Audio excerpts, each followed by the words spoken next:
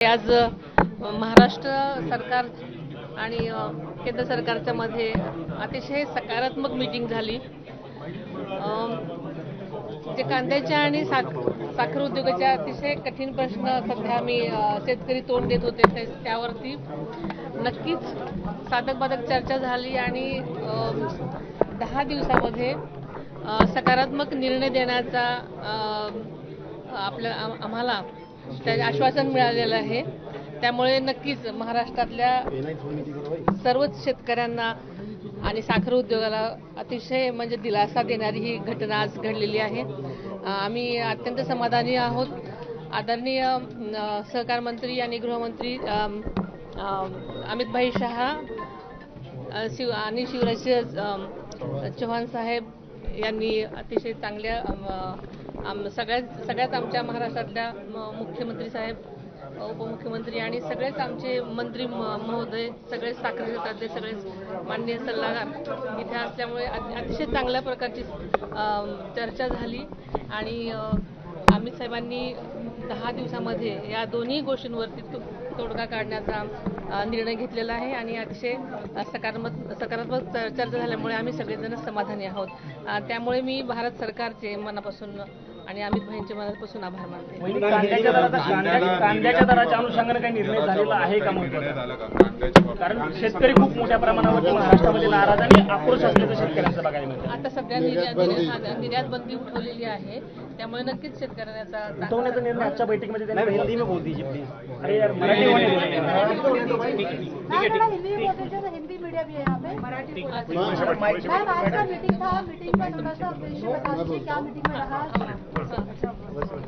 देखिए कि ओनियन के एक्सपोर्ट के बारे में ये माननीय मंत्री जी ने स्पष्ट इधर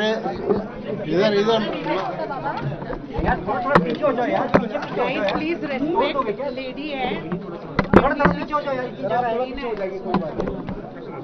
क्या कर रहे हैं 5 कैमरे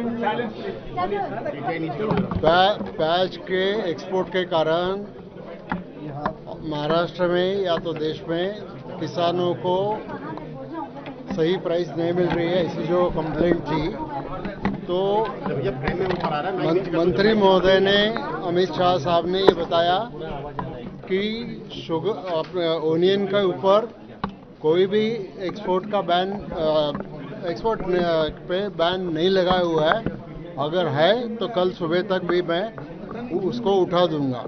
तो एक्सपोर्ट बैन ओनियन पे नहीं रहेगा और जो परचेस सेंटर्स हैं नाफेड के और सीसीएफ के वो भी ज़्यादा से ज़्यादा बढ़ाने के बारे में शिवराज सिंह चौहान साहब ने स्पष्ट आश्वासन दिया है। सर नोटिफिकेशन कल सुबह तक निकलेगा ऐसा उन्होंने बताया, क्योंकि ऐसा है कि फाइनली मंत्री या तो सरकार को अपने अपने ढंग से निर्णय होते हैं, लेकिन उन्होंने उनका इरादा जल्दी से जल्दी बोल दिया है, वो करेंगे।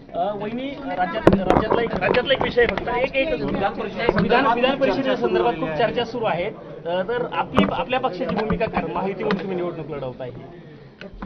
माझी भूमिका हीच आहे की जिथे आमच्या जागा जास्त आहेत तिथे आम्हाला नक्कीच विधान परिषदेची सीट मिळाली पाहिजे आणि अगदी जे सकारात्मक चर्चा झाली आहे तसं होईल। वहिनी आकडा किती तुम्हाला अपेक्षा किती?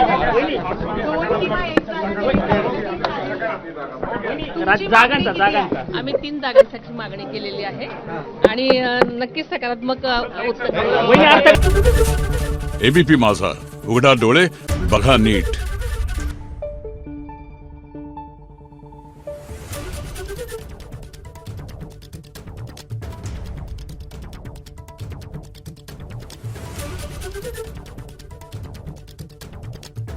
Thank you.